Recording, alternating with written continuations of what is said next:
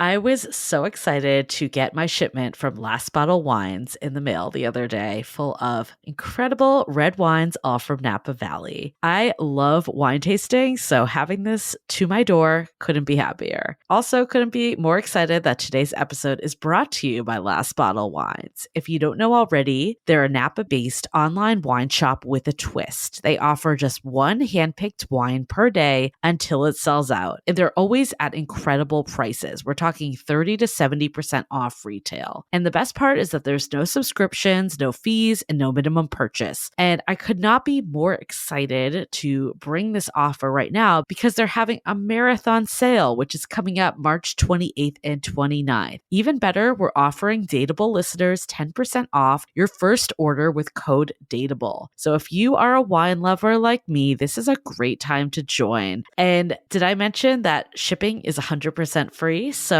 what are you waiting for? Mark your calendar for March 28th and 29th, or get on it earlier if you want. You can sign up at lastbottlewines.com and use code DATEABLE and find out why Last Bottle is the most fun way to discover and buy amazing wine. We are so thrilled to be partnering with Hinge. Hinge is the dating app designed to be deleted. As you all know, I'm a huge Hinge advocate as I met my partner of almost 3 years on the app. Even before meeting him, Hinge was always my go-to app because I met more relationship-minded people here and had some great dates. Clearly, I haven't been on the app for a little while, but I re-downloaded it to check out some of the new features. One that stood out to me was the voice prompt, my best friend's take on why you should date me, where your friend can hype you up. Not only does this make the profile creation less daunting, but it's not always easy to see your own green flags. So to test it out, I asked Yue some fun prompts to get her take on what I could put if I was dating again. So the first one, how long have we known each other? What was your first impression of me and how has that changed? Julie and I have known each other for almost 10 years. My first impression of Julie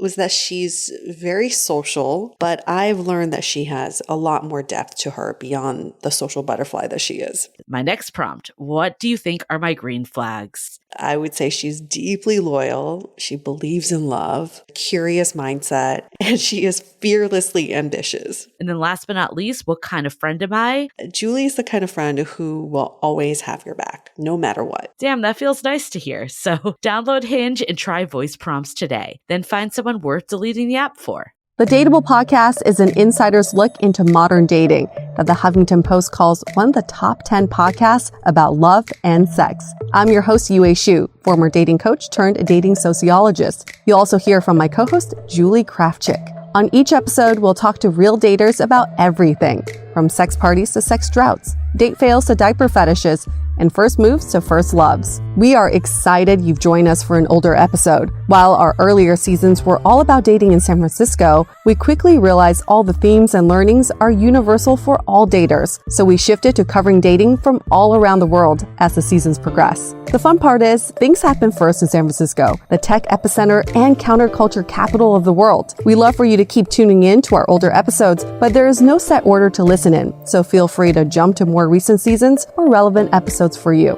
Enjoy the show.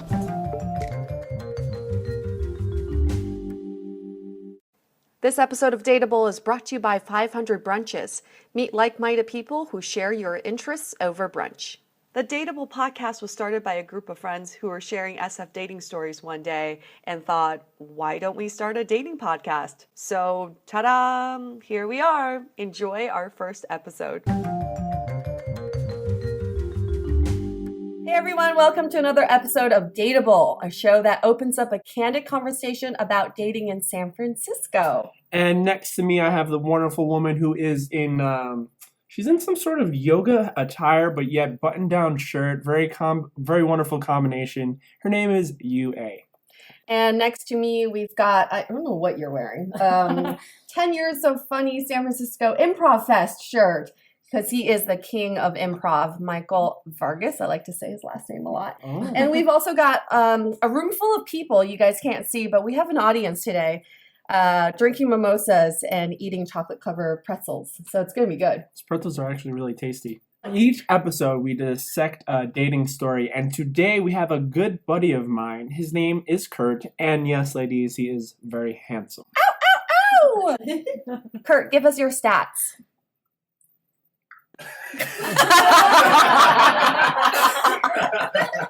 And he's also very bashful, very shy, and very humble. We see you, Kurt. You are there. So, Kurt, if I'm not mistaken, you have a little bit of a story for us today. Let's see. So several years ago, I met a girl at a party, and we pretty instantaneously hit it off. Flirting, and spent a good portion of the night together. We had hit it off, but then we kept on living in different cities. She was visiting the city, and then I moved away, and then we moved back. But we always kept in touch, and whenever we were in the same city, we were always really excited to see each other. So then fast forward to what's now about a year ago, we were finally living in the same city here in San Francisco, living in the same city for the first time. And so we started seeing each other like a bit more seriously, I guess. Except that it would go back and forth between us being really excited to see each other and being broken up, like literally like 1 week to the next. So just back and forth. Yes, we're on. Today we're off. Tomorrow we're on. Right. Exactly. Were you guys sleeping together? Yeah. Okay. Just clarifying. So it was mostly kind of her having commitment stuff. Yeah, right. And I think in fairness as well, I hadn't actually been in a serious relationship in a few years at that point, and so I think I was definitely like forgetting what it was like to be a good boyfriend, I guess. But one example, we went to this like really fancy holiday party, like out with all our friends, and we were like really excited to go to this party together. And then by the end of the night, she was she literally said like, I never want to see you again. And the reason from her perspective is she thought that I was like flirting with all of her friends. And I think like I do have a fairly flirtatious personality. So it's funny. So that was the end of the night, with us leaving separately together, not leaving together. And then I forget what exactly brought us back together again, but then we did end up starting to see each other again for a bit. And so we were seeing each other regularly, and then I asked her to like officially be my girlfriend, and then she was like, yeah, like I'm really excited about that. Yeah, so awesome. And then like 2 weeks later, she was like, I want to break up. And so I was like, okay. And so funny aside, I guess. We were talking about like why she like wasn't interested in the relationship, and she cited a bunch of things, but generally felt like I wasn't committed to the relationship. And like one example of this was like that I didn't change my relationship status on Facebook to be like in a relationship. Oh, interesting. Okay. Modern day problem. Interesting. And so my reply to this is like, look, we've been on and off for a few years, like this literally is exactly why I didn't change my relationship status, is because I basically expected this to happen. And then two weeks after that, I'm just out at some bar with some friends, and we run into each other just completely randomly. And we're really excited to see each other. We're like kissing, holding hands, being very coupley. And so then so she already has plans to go to another bar with her friends, but I'm like, why don't you come over tonight, like after that? And she's like, yeah, I would love to. So then we're texting a bit. And then she gets into a cab with her friends to go to the next bar. And literally a minute after she leaves, she texts me and is like, I don't think we should be friends anymore. And then the following week, she texts me and is like, hey, do you want to talk about being friends sometime? And so then I sent her the screen cap of the text that she sent a previous week ago. When she was like, I don't want to be friends. And that's basically where our relationship ended. Have you seen each other since? No, we have not. Wait, so this is very interesting, because I'm just going to give you my female perspective of this. I've definitely done this. Not because I wanted to be a crazy bitch on purpose, but really I needed something from the guy, and I just didn't know how to verbalize it. And in this situation, it really sounds like she needed your attention and she needed your commitment, but she needed something more definitive. Some sort of like affirmation, like, I want to be with you. I want to commit to you. I want you to be my girlfriend. I want to be with you. And so, Kurt, I got a question for you. Is there anything looking back on it that you think she needed? Yeah, I mean, like I said, I hadn't been in a relationship for a few years, and so like I feel like when I made it official, and it was like, do you want to be my girlfriend? Like nothing substantive changed about our relationship after that point, or like not a lot. And so I think she just wanted more, Yue, kind of what you're saying. She wanted more demonstration, like, okay, what does this mean that we're actually in a relationship? So define the terms of the contract. Right. Exactly. And also she wanted it to be public. Now, in this day and age, everyone's very careful about changing their relationship status. Like you said, you were like, I saw this coming, so I didn't change my status. Like you're very preemptive in this whole situation. Changing your relationship status on Facebook is almost legally binding in some way, right? It's like the fifth signature of the contract at that point. Yeah, and nobody does it anymore. Nobody changes a relationship status anymore. Mm-mm. Except for when you're like Married. yeah. That's when you're like, I'm in it. Like there's no way. Guys, back off, right? Yeah. Right. And one of and for you, Kurt, like it sounds like you were also in a very tough position as well, because it sounds like you were trying to do elements of that, right? You were trying to do elements of more consistency, and so you got a lot of like back and forth, and in a variety of ways. So I imagine that was hard to figure out what to do with when it was so ever changing. Yeah, it was, and I think I've heard this concept of love languages, how different people express love. All in five ways. of them, right? Exactly. And I definitely think there was an element of that in this relationship, because when we had this like breakup talk where she was like, I don't want to be in a relationship anymore. We kind of talked about this, how she like wanted more expression, and so I told her, I was like, my previous girlfriends, like, I'd buy them flowers out of the blue and things like that, and she was like, yeah, I don't really like flowers. Acts of service or gifts. Right? Yeah, something like that. And so I did actually ask her, like, what would you prefer me to do instead? And I guess I don't really recall that line of conversation going anywhere in particular. Yeah, I think there's a lot of people that have a hard time identifying what it is that they would like to receive that showcase love. Mm-hmm. Some people, again, we've talked about the 5 love languages previously, but sometimes it's really hard to know what we want, and also what we actually like to give may sometimes be different than what we actually like to receive. Right? Definitely. And I think in this case, you guys just obviously didn't communicate clearly enough. When you understand what you need, then you need to also understand how to ask for it from the other partner. And it just didn't sound like you guys were actually communicating on the same frequency. Can the producer say? Yes. So we actually have a comment from our producer, Julie. Producer Julie, do you have any words? Yeah, so I don't know if you guys have like heard of the rules and any of the awful dating books that are out there for females, but it feels like this girl was just like reading out of it. Like that's what you told the story. It feels like she was like, I'm not getting the attention I need. I'm going to do this. I'm going to pull back. This book told me to do X, Y, and Z because men like the chase.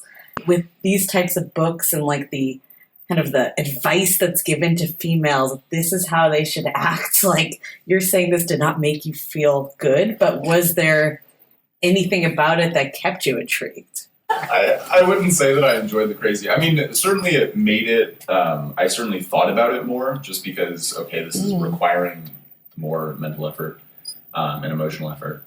But I think what I would say to that is I'm already interested in her. Yeah. So like playing these games wouldn't make me more intrigued. And the unfortunate thing about this too is that not only do women have books that they read and then they go play by the rules of the cray, but so do us guys. I mean, there's a lot of people know about pickup artists, and that's unfortunately a lot of elements of manipulation and ending for it to be an end goal. And so a lot of guys follow that format, and that kind of causes a lot of destruction as well. So I think we as men and women have a lot of dirty laundry to clean out. Let's hold that thought for a sec. We'll get right back to it. As you know, I recently left my corporate job and I've been in total recovery mode, all about self-care. One of my new routines is the nighttime shower before bed. There's just something about washing away the day and that reflection that's been super helpful for me. I've been using one of our partners, Osea's Mega Moisture Duo. This combo body oil and body lotion are so freaking incredible. It literally feels like I'm at a spa. I realized that the secret is seaweed and other skin level ingredients that are normally reserved for face products. And that's why I was so excited when Osea became one of our partners. And, you know, we're so grateful for partners like this because one, they keep the show going, but they're also super good for all of our listeners and for our own well-being. So if you want to have that nighttime bliss like I am doing, you can get 10% off your first order site-wide with code DATEABLE at oseamalibu.com. You'll get free samples with every order and free shipping on orders over $60. So head to oseamalibu.com and use the code DATEABLE for 10% off. Let us know which products you end up going with. Share them in social. Super excited to see what you end up choosing. This episode is made possible by Badlands Pets. As you all know, Mojo, my precious baby, is the reason why I found love in the first place. He made me feel love again. So I would do anything to ensure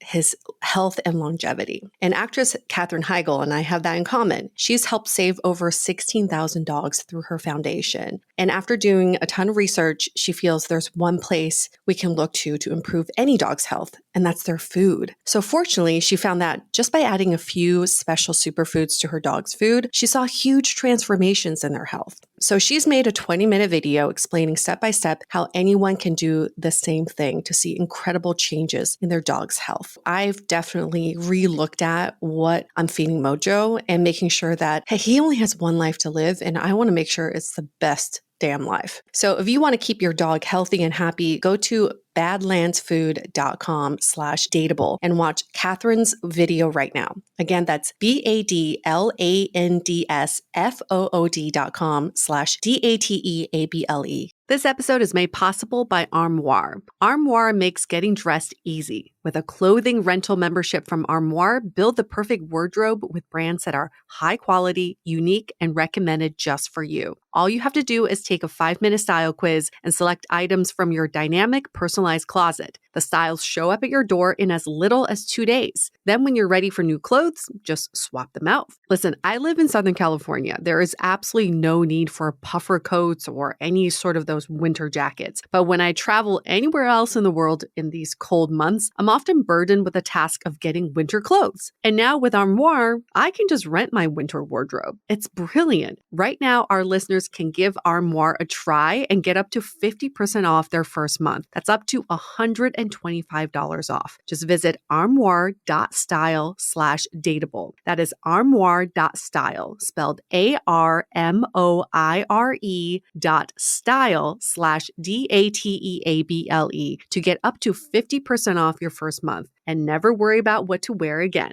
Try Armoire today. Those books should just go away. Those books forever. should die. Kurt, I do have another thought for you. Yes. So every time she pulled away, why didn't you fight harder for her?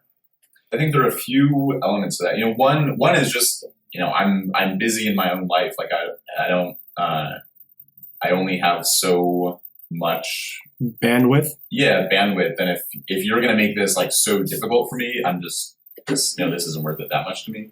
But I mean, thinking about just other situations that I've been into is I feel like as the guy, you also have this kind of fear of being like a stalker or a creeper. And Yep. so if a woman is saying, right, because Absolutely. if you, where is the line between like fighting for somebody, like, you know, do you write them like love poems or something? And then they're they're talking to their friends, and then this like fucking weirdo dude is writing me these. So your ego is in the way, or like a little pride. I would say it's not ego. I don't think No? it's no. I would say on Kurt's behalf that when we watch movies and it's love movies, there's this guy that's like, dude, like looking in binoculars on top of a tree with a mustache on his face, right? And like all this montage of all these things that this guy's doing that's extreme, yet the movies do a great job of making it look adorable if they want to, right? Like they're good at making it look like, okay, he's really fighting for her. And then on the other hand, they're really good at making it look like,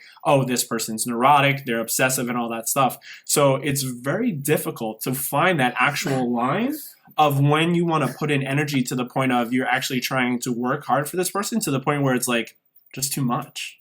Right. I totally agree with that. I mean, love is an obsession in a lot of ways. And so if you're making the distinction between, when is somebody obsessed in a negative way and obsessed in a positive way, it ultimately depends on what the outcome is, right? Is this wanted attention or unwanted? But I do feel like a lot of people want that grand gesture, right? It's not just about you saying, no, let's not break up. I want to be with you. But in some ways, we want to fantasize about this grand gesture you're going to make to fight for our love, like to get us back, like show up at our door with flowers, and riding on a horse, or like hold a boombox next to our window in the rain. I don't know. I fantasize about that, and I'm sure I'm not the only one. How much would you have to like someone to make a grand gesture like that? Well, so what I'll say to that is I've definitely done that, having had a relationship and then being at the point of breaking up. Just answering that question, we would have had more relationship history. I agree with that. The amount of time that's already established in it, allowing for the more comfort and more understanding of the people. Can I interject with one more question? Because there's always this comment of the grand gesture from the guy, which is seen romantic, but then if the woman does it, it's totally seen as stalkerish and crazy. I don't think that's true. I think the same rules kind of generally apply. Like, I remember one time I was dating someone, and we didn't see each other in a while. She was super busy, I was super busy, and so I thought that she wasn't going to be able to hang out, and then so I hang out with some friends, and then she comes to the house and she brings all this food and she's ready to hang out with me. And that was food is a good call. Especially for me. If any listeners here want to make me happy, just give me food. And so good to know. Just a plug. Just a little plug for me. So that, I mean, it wasn't tremendously grand, but that was something that was really nice and well received, and it made me feel fantastic. So I think it's totally able for that to happen. But I'd love to ask you, Kurt, what is your takeaway from all this? Now that we've had a little bit of a discussion about, your experience, what is something that you're taking away? I guess I would say based on Yue's advice, I should be more courageous. Wow. Good job, Yue. Single-handedly changing one man at a time. That's a good one. Fighting for what you want, right? Right.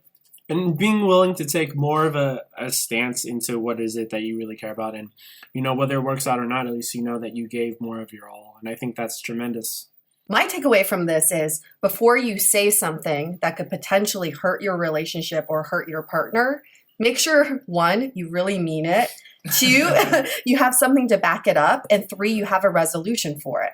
So if I say something like, I don't think we should be together anymore, I need to give reasons for it. And 2, what are the chances that we could make this work, right? So I think a lot of times we say things out of spite and then we regret it later. And then we have to retrace our steps. And it's not easy to, once the words are out, you can't get them back. So that means put yourselves in timeouts, folks. Timeouts work wonderfully. My takeaway is the idea of really getting to just try. I think giving it the old college try and looking at ourselves at what level that we do that in is important. Meaning, am I going to go wild and crazy for someone that I just met? Or is it going to take me time before I let out the cray? So I think context is a big factor. And I think it's something that we should all observe. We're going to do one question of the day. This question of the day comes from Samantha Jones. Samantha Jones? Like from Sex and the City? She totally used a fake name on us. That's okay. Sure, Samantha Jones. Go for it, Michael. So Samantha Jones asks, why are people so afraid of commitment? That's ironic for Samantha Jones. We have very ironic listeners. So Kurt, why are people so afraid of commitment? By the way, folks, just so you know, Kurt's knees on top of me right now. He is flirting with me. He is fully committed. He's fully committed. Yeah, fully Appreciate it. Why are people afraid of commitment? I think, especially here in San Francisco, people are just doing so much. They want to, they want to be successful in their careers. They want to be, they want to travel the world. They want to go to Burning Man every year. They want to do yoga every day. They want to eat green smoothies every day. So people are just really involved in what they're doing, and so they don't want to make any sacrifices. Sacrifices, right? But being in a relationship, much more often than not, does involve sacrifices of some kind, and so it's how do you bridge those two points of view? I actually find this to be very unique to San Francisco, where this city attracts people who put their relationships in the back burner for a long time. So everybody concentrated on their careers. And all of a sudden, we're gathered in the city where a lot of us don't have much of a relationship history. Right. And now it's much harder for us to allow someone else into our lives and putting someone else as a priority. So it's not so much fear. It's almost like lacking the knowledge and lacking the experience to know what it's like to have someone else share our lives. Yeah, that definitely puts people in a hard position of they want a good relationship, but they don't know what a good relationship is. So how do they find that, right? I think another aspect too is people, I think people are afraid of failure. And so if they put time and energy into a relationship, none of us know what's going to happen. That's a very scary thought because people get emotionally invested, and emotions are very powerful. I mean, that's how marketing and everything works, is through our emotions. And so when we start letting people play with those in a way, not necessarily play, but experience our emotions, that's when pain increases. And we as humans want to stay away from pain and go towards pleasure. And I think that's what a lot of people are afraid of. Right. I think another thing that maybe is particular to San Francisco or even a lot of California is there's this whole mythology of you go out west to seek your fortune, and California is the land where infinite dreams come true, in Hollywood, Silicon Valley. And so there's this belief that, I'm young now and I'm going to work hard. And then finally, when I've made it, when I've gotten to the top of the world, when I'm, 30, 35, 40, like, okay, maybe then I'll think about settling down. And moreover, I'll settle down with somebody who is the caliber of where I will be when I'm 50. And so people don't want to be committed now when they're like, okay, my life situation is going to be so much better when I'm in my 30s. So I'm not going to settle down as somebody that I can, that I can date when I'm in my 20s. The problem with that, though, is it's always a slippery slope. Always Because, you're never in the place you want to be exactly, right? So it's No. always like, another few years. Mhm. And then It creeps up on you. It does. Okay, we're going to wrap this up. Don't forget to submit your stories. And remember, you can always be anonymous. We can change your name, change your voice, whatever. We want to make it safe and private. Just like Samantha Jones. We use protection. Again, submit your stories, but we also want to hear your comments on some of the topics we've been talking about. I'm sure you guys have a lot to contribute. Yeah, what are you guys thinking? And also, one final thing. Stay dateable. The Dateable podcast is recorded in San Francisco. We would like to thank our sponsor, 500 Brunches, for making this happen. To connect with us, visit dateablepodcast.com.